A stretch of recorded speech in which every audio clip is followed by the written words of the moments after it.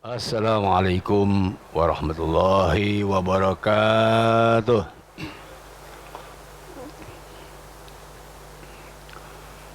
Bismillah walhamdulillah wassalatu wassalamu ala rasulillah Sayyidina Muhammad ibn Abdillah wa ala alihi wa sahbihi wa mawala wa ba'd.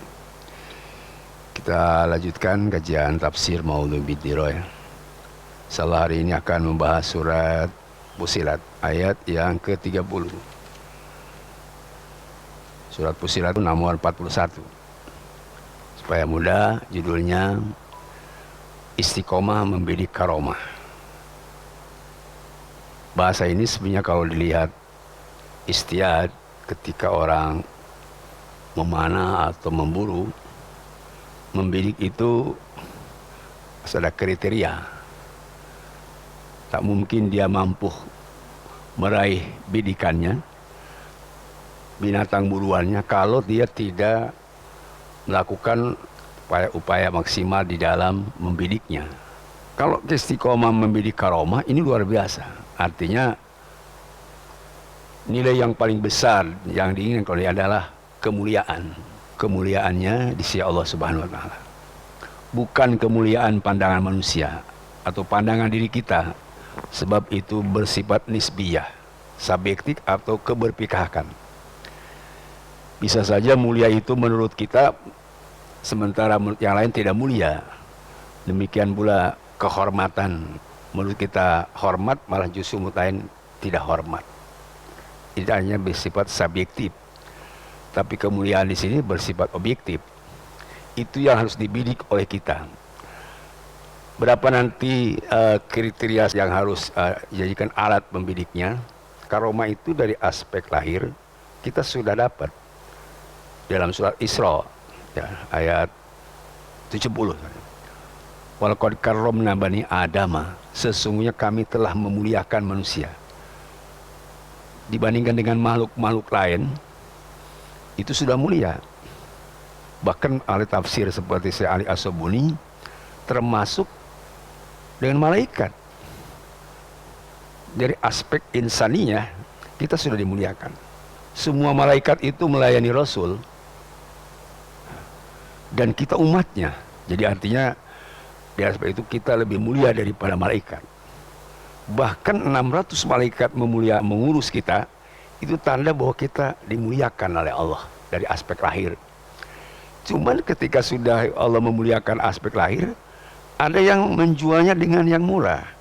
Awalnya sudah mulia, dihina-hinakan itu karena memang ada satu usaha proses yang tidak baik dan tidak benar menurut Allah Subhanahu wa taala. Inilah kemudian harus dipulihkan kembali. Tujuan kita dalam hal ini adalah bagaimana kita membidik karomah. Karena itu nanti akan saya jelaskan ada dua karomah.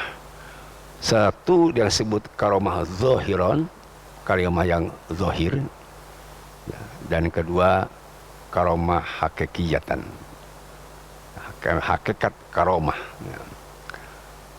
Itu ya, jadi ada zahir karomah itu tadi yang nampak dan itu. Demikian juga istiqomah. Ya, istiqomah juga begitu nanti itu. Ya, ada istiqomah yang hanya dari koma yakumu kiaman, kita hanya asal-asalan saja, sholat asal-asalan, ibadah asal-asalan. Padahal istiqomah itu ada sen lisairullah, harus maksimal. Ya, iqomatuddinnya itu.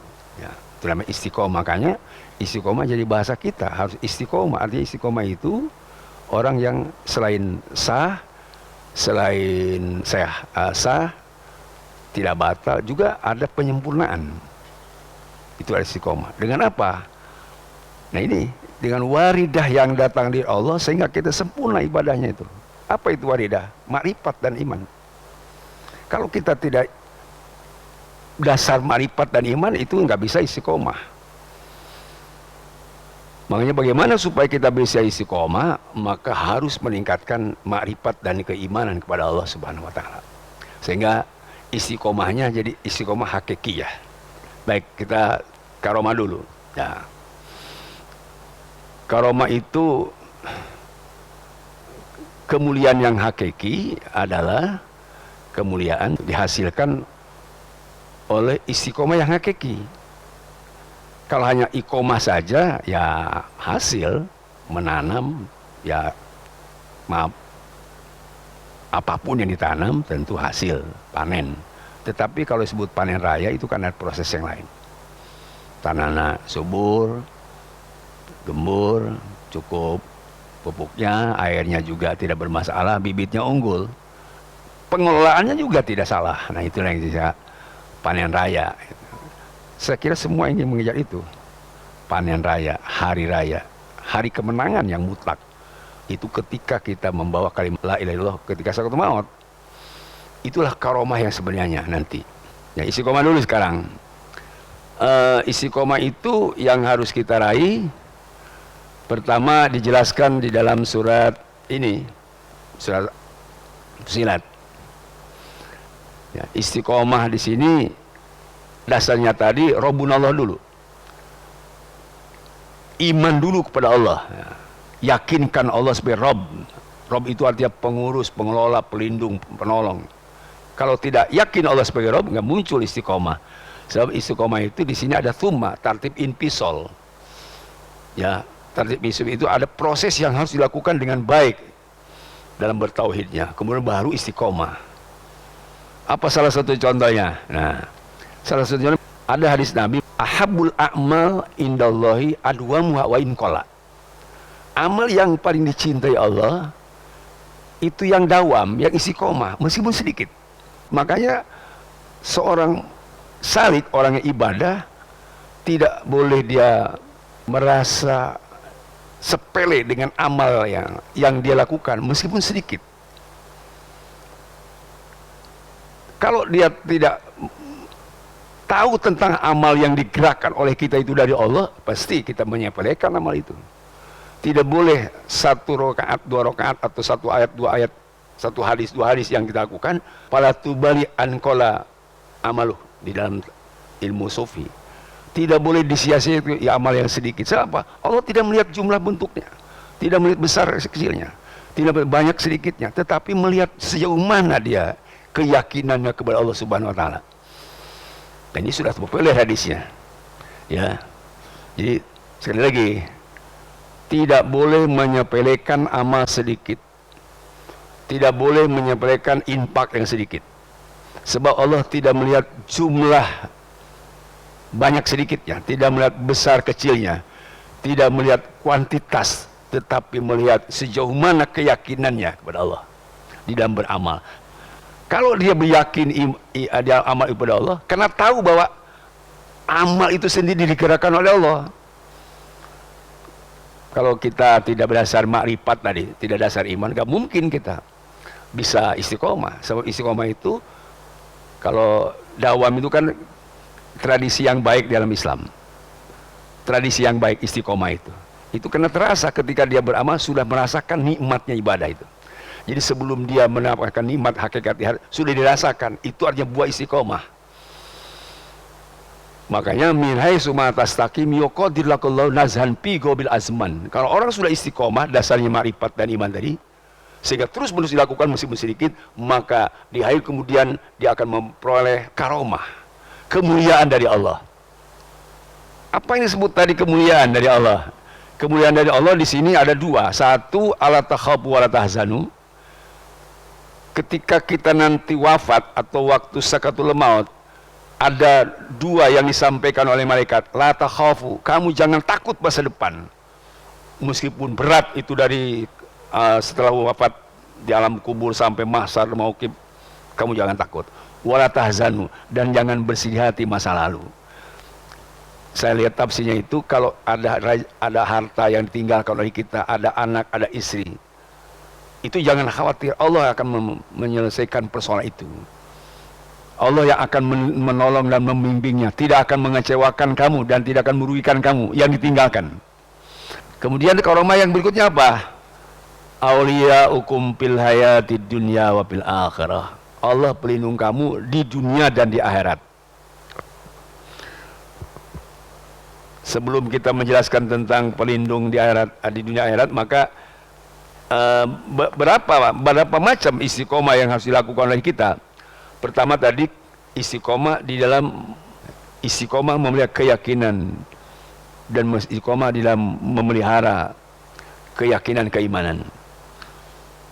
Ya, itu tadi ya, innalillahi qaulu rabbunallah. Satu ya. Kemudian istiqomah di dalam memelihara Islam. Di surat Jin ayat 13 sampai 16 itu indikasinya istiqomah di dalam memelihara agama Islam. Allah berfirman di dalam ayat ini jelaskan wa inna minal muslimun wa minal qasitun. Di antara jin sendiri ada yang muslim dan ada yang tidak muslim. Qasitun itu yang menentang peraturan Allah, tidak taat aturan. Itu jin. Paman aslama, barang siapa orang yang melakukan Islam yang sesungguhnya, maka itulah mereka akan mendapatkan rosda, pertolongan dan perlindungan, bimbingan dari arahan dari Allah Subhanahu wa taala. Sedangkan wa amal qasitun bahkan uli jahannam khataba. Jin yang menentang tadi itu pasti akan mendapatkan kesengsaraan. Bahkan di ayat yang terakhir, wa allau istaqamu ala tariqah lasqainahum muka'an ghadaqa. Seandainya baik jin atau manusia itu istiqomah di dalam tariqah Islam, di dalam jalan Islam, pasti Allah askainahum ma'an ghadaqa. Ini secara fisik akan diberikan air hujan yang bisa menyuburkan. Artinya kehidupan di dunia yang sejahtera. Dan tentu di akhirat nanti akan mendapatkan pahala yang terus menerus. Ini yang kedua, istiqomah di dalam memegang syariat Islam. Ada istiqomah di dalam menegakkan keadilan. Ini tentu bagi para penguasa yang sudah Allah berikan kebaikannya lewat penguasa. Fastaqim kama umirta faman tabi'aka fala tatgau innahu bima ta'malun basir. Ini menunjukkan bahwa orang harus berbuat adil, harus tidak berbuat curang. Fastaqim kama umirta, hendaklah engkau beristiqomah seperti telah diperintahkan Allah. Tapi bukan hanya Rasul, wa man taba ma'ak, orang yang memang sudah taubat dari sistem jahiliyah kepada Islam, dari sistem yang tidak bagus kepada yang bagus. Kalau saya sampaikan, bisa saja di suatu saat orang sudah bosan dengan demokrasi, maka ingin diganti, bisa saja. Tapi ini kan ada dua kelompok sekarang, ada yang masih betah, ada yang udah nggak betah. Ini kan tergantung orangnya. Di sini tadi wa man taba ma'ak. Jadi diperintah oleh Allah tadi istiqomah di dalam syariat Islam bersama orang yang sudah tobat menghilangkan kemaksiatan. Itu wala tatgau, tidak boleh menyimpang lagi. Kalau sudah berada di jalan lurus, Allah Maha tahu pada apa yang dikerjakan. Ini istiqomah di dalam berbuat adil.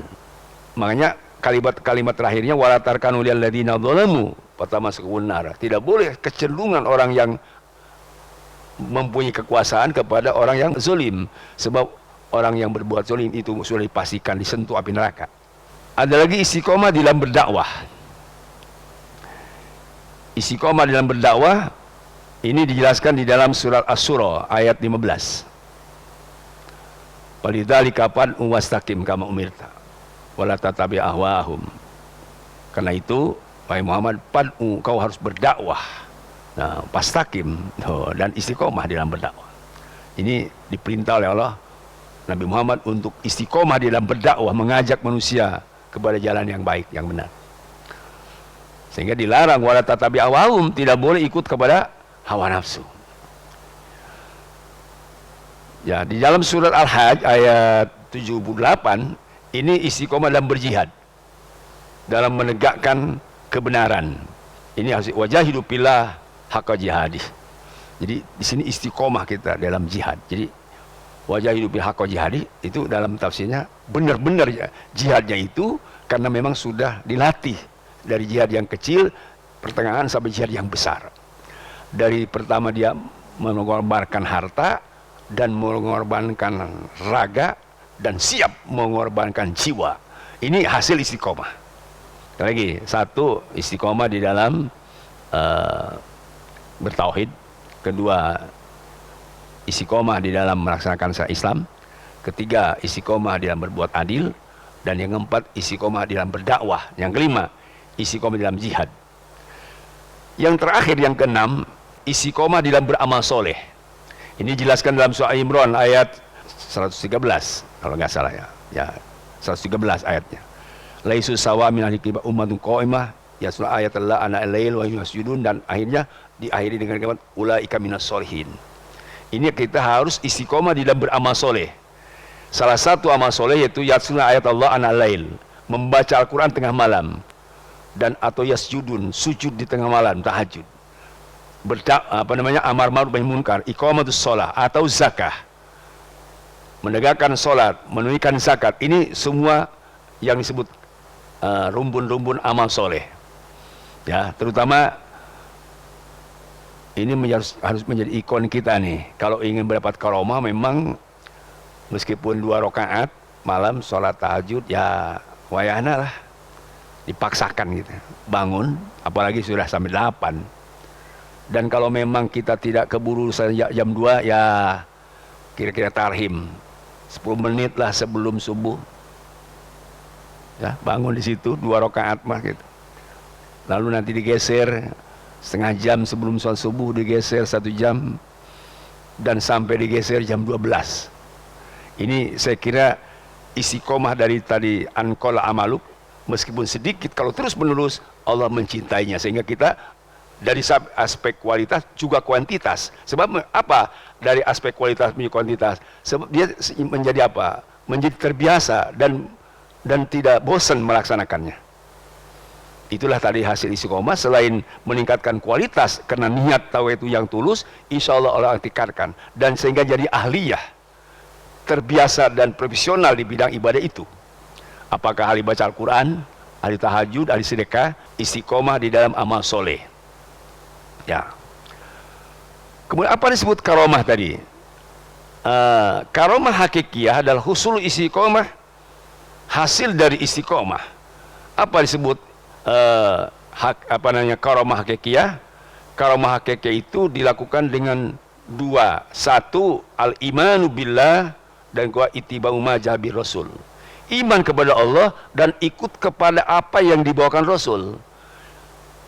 Apakah dalam ucapan, tindakan, gerakan, termasuk misalnya berpolitik, sosial, budaya, dan semua yang dilakukan Rasul itu adalah contoh teladan untuk kita, untuk umatnya. Ini saya kira tadi tentang karomah hakikiyah. Karomah hakikiyah itu orang yang sudah iman kepada Allah dengan kuat dan selalu ikut kepada ajaran Rasulullah Sallallahu Alaihi Wasallam. Nanti ada karomah hisiyah namanya. Karomah hisiyah itu Pak disebut khariqun lil adah. Khariqun lil adah itu spektakuler, yang di luar kemampuan akal manusia, di luar kebiasaan manusia, tidak seperti umumnya manusia. Itu yang khariqun lil adah. Ini disebut karomah hisiyah. Karomah hisiyah ya. Karomah hisiyah itu contoh misalnya doa kita dikabul cepat, atau kita bisa hidup di atas, bisa berjalan di atas air, atau bisa tembus bumi, bisa terbang ke angkasa, bisa dapat uang banyak. Doa kita dikabul, disebut tadi karomah hisiyah ya. Karomah hisiyah itu tidak boleh dikejar oleh kita. Kenapa? Karena kita seperti pada umumnya tidak ibadah juga Allah berikan, yang tidak soleh juga Allah berikan, bahkan makhluk diberikan selain manusia. Jadi kalau kita merasa hebat jalan di atas air, banyak hewan-hewan laut yang bisa jalan di atas air. Kalau kita bisa masuk ke dalam air, banyak ikan yang hidup di dalam air. Kalau orang ngaku hebat bisa terbang ke angkasa, banyak burung yang bisa terbang, yang dianggap hebat. Kalau kita punya khariqul adat di bidang hisiyah, makanya tidak boleh banggakan. Kalau ada waliullah yang dapat itu sebenarnya alfitan, ujian juga. Bagi waliullah yang kemudian dapat karomah hisiyah, itu ujian. Apalagi bagi yang melihatnya. Sebab bisa saja orang berhenti dari ibadahnya karena sudah dapat karomah hisiyah. Contohnya, kalau sudah dikabul doa saat itu juga, itu kan karomah hisiyah namanya. Ya Allah, saya minta, ya Allah, supaya hari ini tidak turun hujan. dikabul hujan tidak turun. Itu karomah hisiah. Bisa saja dia berhenti dari ibadah kepada Allah sebab sudah diwujudkan keinginannya. Makanya bahaya. Ya, bagi yang melihatnya juga cukup berbahaya. Sebab dia akan mengejar seperti itu. Padahal orang yang durjana, orang yang maksiat juga diberi oleh Allah. Namanya istidraj. Jadi istidraj itu tidak boleh karena tidak dilakukan oleh orang-orang yang soleh. Kalau misalnya karomah hisiah zaman Nabi Musa bisa melemparkan tongkat jadi ular, itu karomah hisiah semua. Tapi kaum sufi tidak bicara itu. Sebab tadi ada hisiah yang tidak diberikan kepada orang soleh dan tidak diberikan kepada Nabi dan Rasul. Kepada orang yang kafir sekalipun bisa. Seperti tukang sihir. Khariqul ada hisiah. Tapi tentu itu ya bukan kemuliaan. Maka ihana itu, kehinaan. Du ihanatin, kehinaan. Kalau orang yang tidak ibadah kemudian dapat khariqul ada. Spektakuler mendapat sesuatu yang luar biasa. Itu bukan karomah namanya.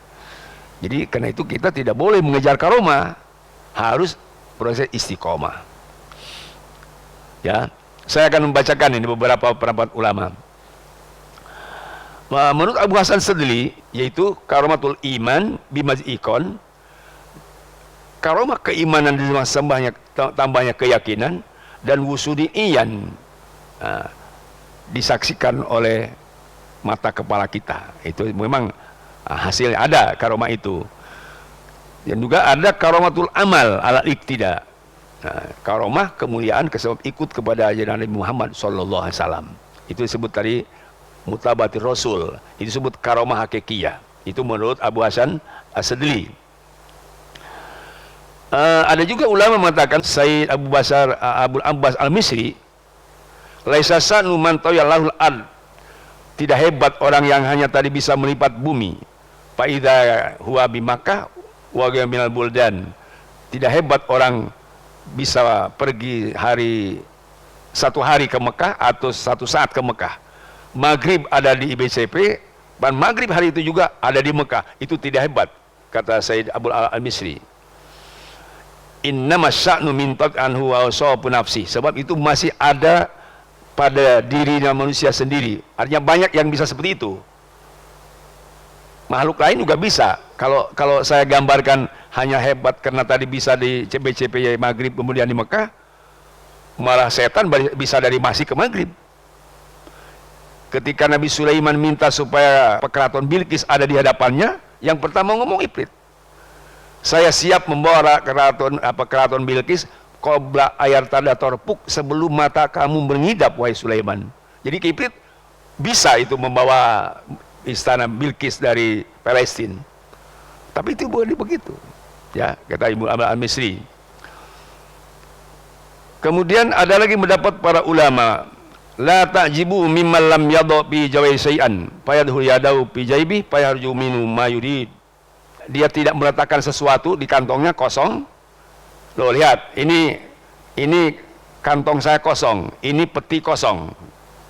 Lalu pas dibuka ada uangnya. Nah, itu tidak boleh kaget kita, tidak boleh tercengang. Yang lebih harus tercengang itu kalau walakin ta'ajabu miman yadhu fi jaibi syai'an fayadhuru fi yadahu fi jaibihi fala yajidu. Kalau yang hebat justru dia meletakkan uang di dalam laci atau di dalam kotak atau di dalam kantongnya, pasti ambil tidak ada yang tadinya ada kemudian yang tidak meletakkan sesuatu yang tidak ada kemudian dibuka ada. Itu mah tukang sihir juga bisa. Sihir ilmu setan bisa menggandakan uang, itu sihir bisa. Uang 1.000 jadi 2.000. Yang paling hebat itu dia punya uang 2.000 tiba-tiba hilang. Nah, itu apa itu maksudnya? Ya dipakai ke masjid gitu, jadi hilang. Jadi yang bangga karena yang tidak ada jadi ada. Bapak kan sekarang kalau saya tanya masih mengapa hebat orang yang bisa nyulap uang kan? Lo lihat kalau tidak ada, tiba-tiba dibuka ada. Itu menurut para ulama yang mengaitkan tentang karomah. Sebab ternyata yang tadinya tidak ada jadi ada, setan juga bisa. Tapi yang paling susah itu yang ada jadi tidak ada. logika ada tidak ada itu, kita di dalam ilmu salik, ilmu tasawuf, ilmu adabul Allah harus meyakinkan sesuatu yang ada di hadapan kita hilang. Tidak ada. Itu yang susah. Makanya kenapa kita tidak bisa melihat hakikat? Kenapa kita tidak melihat surga dan neraka dalam mata hati? Karena masih ada syahwat dunia, masih bayangan-bayangan dunia yang tidak ada pada diri kita, sehingga menghalangi yang dalam mugoyabat yang sebenarnya. Tidak kelihatan surga dan neraka, tidak kelihatan bidadari di surga, tidak kelihatan malaikat zaman di neraka, tidak kelihatan siksa kubur di kubur. Kenapa? Ada bayangan-bayangan hampa, tulul amal dan cita-cita dunia yang tidak ada. Jadi masih keganggu dengan dunia yang tidak ada. Satu. Kedua, wa kaifa yarhal ilallah wa huwa makabun bisawati.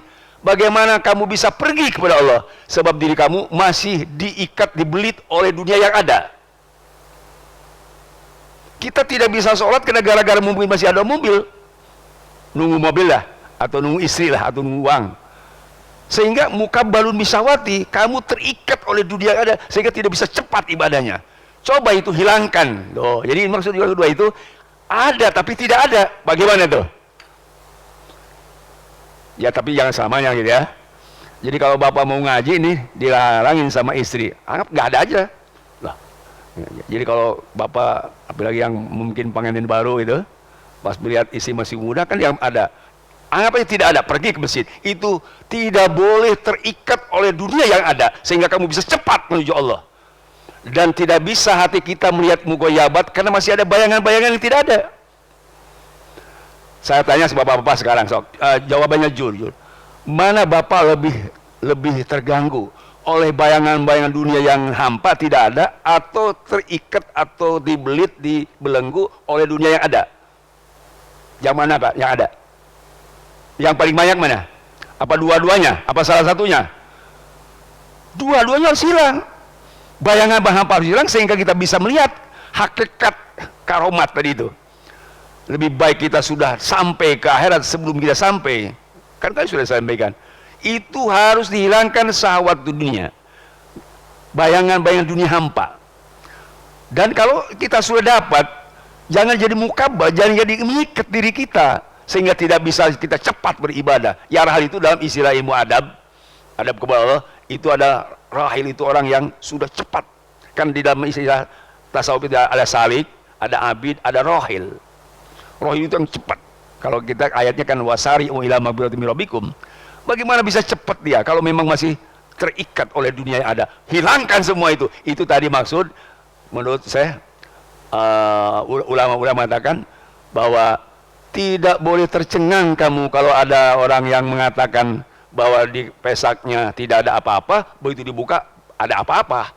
Kalau kamu harus tercengang kepada seseorang yang tadinya dilihat ada tapi tidak ada. Inilah tujuan kita di dalam mengejar karomah, mengejar karomah. Karomah apa? Ya, bahwa semua disebut karomah itu kita sering katakan al-mukarrom. Al-mukarrom itu panggilan terhormat. Di mana ada yang karomah? Nah, ada yang pertama waktu sakaratul maut. Waktu sakaratul maut itu akan ada karomah, Pak, di situ. Waktu sakaratul maut. Karena waktu sakaratul maut itu ya kan hadar itu dekat ajal kematian. Itulah kemuliaan kita di situ. Apa maksudnya kemuliaan kita di situ?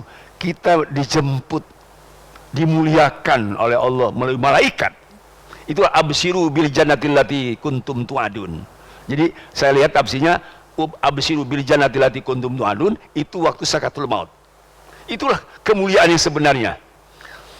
Seperti sudah saya sampaikan menurut Imam Malik bahwa hari raya itu akan ada 5 hari raya itu. Salah satunya hari raya ketika kita dijemput oleh malaikat waktu sakaratul maut, itulah hari raya kita atau kemuliaan kita.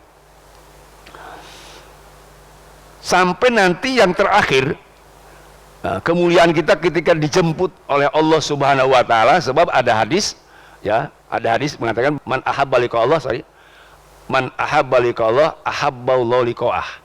Barang siapa orang yang cinta ingin bertemu dengan Allah, maka Allah cinta menemuinya. Wa man karaha wa man karaha laki Allah, barang siapa orang yang benci bertemu dengan Allah, maka Allah membencinya. Jadi kalau kita maksudnya tadi cinta Allah lalu Allah mencintai kita, tidak seperti apa yang disampaikan sahabat, ya Rasulullah kamu suka cinta dunia dan takut mati, bagaimana itu?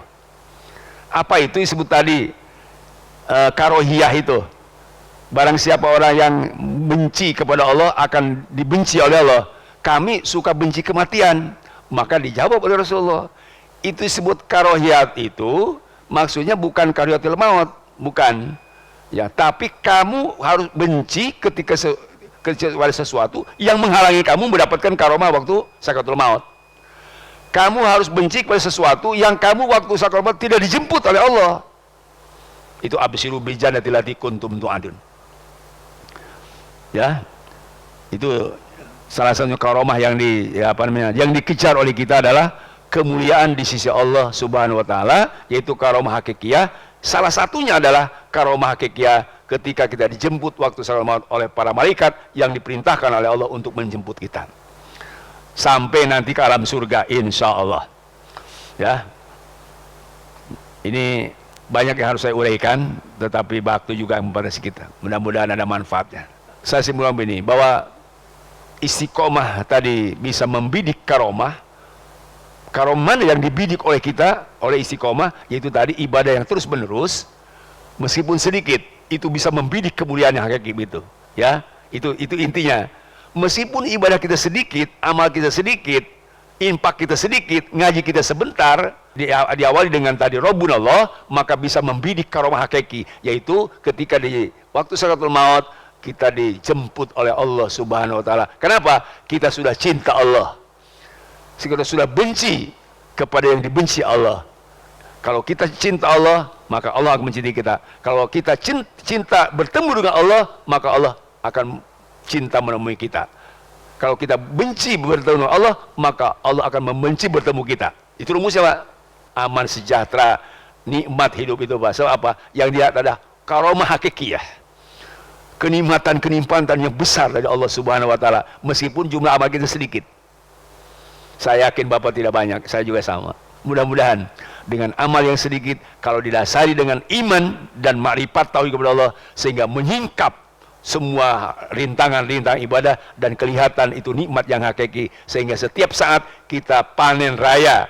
Sebelum panen raya yang sebenarnya kelak di akhirat, di ibadah kita, gerakan kita, apapun yang dilaksanakan oleh kita, selalu mendapat kenikmatan dari Allah Subhanahu wa taala, bukan hanya sejahtera. Itu mungkin yang ingin saya sampaikan, mudah-mudahan manfaat. Terima kasih atas perhatiannya. Subhanakallahumma wa bihamdik, asyhadu an la ilaha illa anta, astaghfiruka wa atubu ilaik. Walhamdulillahirabbil alamin. Assalamualaikum warahmatullahi wabarakatuh.